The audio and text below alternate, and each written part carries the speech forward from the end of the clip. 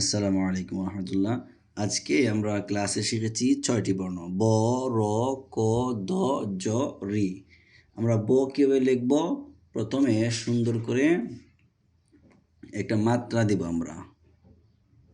দেখুন সবাই, প্রথমে মাত্রা, তারপর হচ্ছে তির্যক টানটা সোজা হবে, তারপর যে বক্রটানটা একটু বাঁকা হবে, তারপর হচ্ছে দণ্ডটান। এই টানটা অবশ্যই সোজা দিতে হবে, দণ্ডটান। ব হয়ে গেল। তারপর হচ্ছে র, প্রথমে আমরা ব লিখব, ব লিখতে গিয়ে তির্যক টান, তারপর হচ্ছে বক্র টান, তারপর হচ্ছে দণ্ড টান। টানটা অবশ্যই সোজা করে লিখব, নিচে একটা বিন্দু দিয়ে দিলেই হয়ে গেল র। তারপর হচ্ছে ব,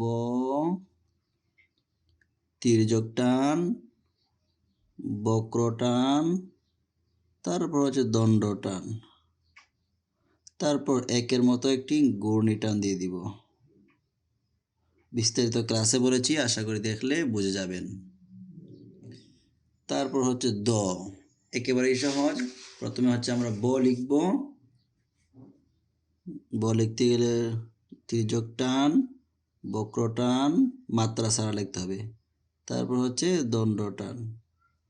তারপর যে অংশটা সেটা হচ্ছে উল্টো একের মতো, এখান থেকে নিয়ে মাঝখানে বরাবর এনে এবার উল্টো একের মতো করে দিব, অর্ধমাত্রা হবে।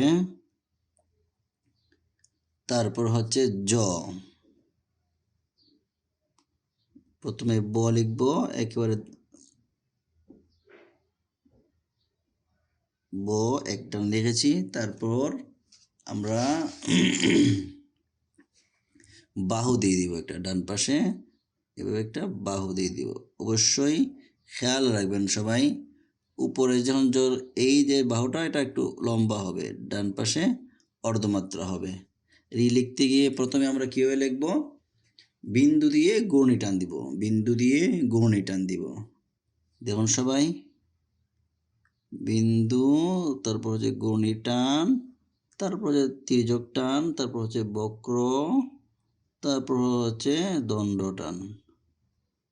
জ্বর ডান পাশে যে একটা আমরা বাহু লিখেছিলাম, বাহু দিয়েছিলাম, সেই বাহুটা নিয়ে আসলেই রি হয়ে যাবে, ডান পাশে একটু মাত্রা হবে। আশা করি সবাই বুঝতে পেরেছেন। তারপরও যদি না বোঝেন, আশা করি আপনারা কমেন্ট করবেন, আমি ইনশাল্লাহ আরও বুঝিয়ে দিব। ভালো থাকবেন সবাই। আগামী ক্লাসে আবারও সবার সাথে দেখা হবে, কথা হবে। আসসালামু আলাইকুম ওয়া রাহমাতুল্লাহ।